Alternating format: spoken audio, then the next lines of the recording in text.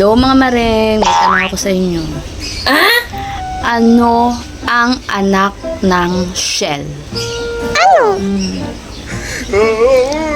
Children.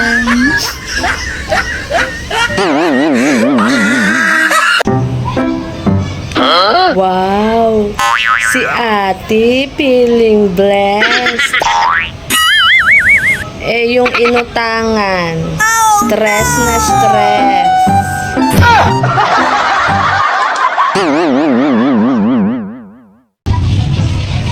It's joke time! Ano ang tawag sa shampoo na nakatago? Ano pa? Hidden shoulders.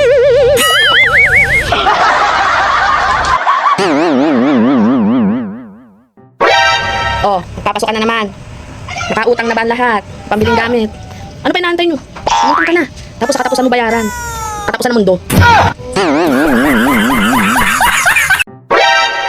Shout out sa nag-follow sa akin kagabi. Uy.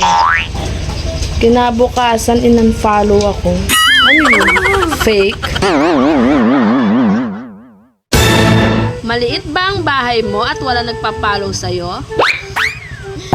Sa akin din. Ano? Nag-chat ka na naman sa mga Starla Sender.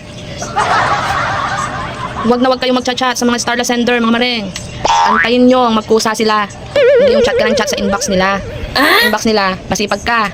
Sa bahay nila, lagi kang absent. What? Tapos magiging kang dragon. Walang ganon. Huy.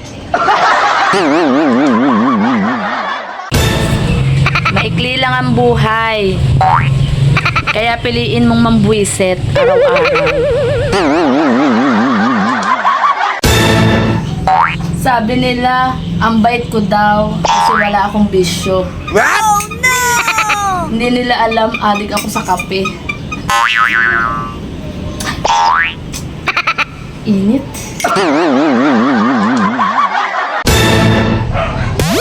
Ano? Legit. Kapag ang panganay mo ay babae, tapos kaugali mo, para kang lagi nakikipagtalo sa sarili mo. What? Oh no!